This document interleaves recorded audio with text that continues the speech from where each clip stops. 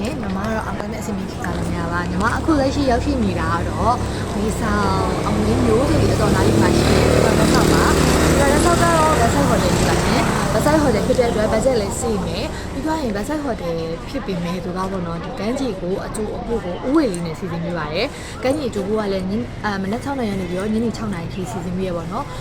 အဲ့စီစဉ်ပေးရဲ့အချိန်မှာလည်းသူက free စီစဉ်ပေးရပါပြီးတော့ရင်ဧည့်သည်တော်ဘယ်နှခေါက်ပဲတော့နေမင်းမင်းညူနဲ့လိုက်ပို့ပေးပါရရှင်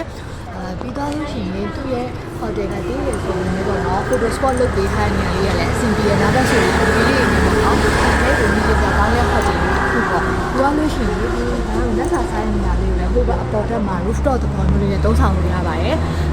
ပြီးတော့လို့ရှိရင်ဒီမှာကျတော့အဲ့ဒီတော့ကျုံးလေကြီးနေဆိုလို့ရှိရင်ဒါhotel ကဒီနေ့ကိုပြောပြီးတော့ကျုံးလေအစီအစဉ်လေးလည်းတက်စီစဉ်ပေးရပေါ့နော်ဒါကတော့ကိုယ့်အတာကိုတက် package လေးနဲ့ပြီးတော့ပါလို့ရပါတယ်ရှင်အဲ့တော့ဒီမှာပြင်လာတော့ဒီဂျိုလည်းဆက်မှာတဲမယ်ဆိုလို့ရှိရင် budget save ဖြစ်ပြီးတော့ငွေဆောင်ကိုပတ်စံလည်းအရင်အကုန်ကြမခံနိုင်ဘူးဒီမှာငွေဆောင်လေးရောက်ဖို့တင်နေဆိုရင်ပေါ့နော်ဒီမှာတဲခုပြီးတော့ budget save ထူလေးကိုဖန်တီးလို့ရပါတယ်ရှင်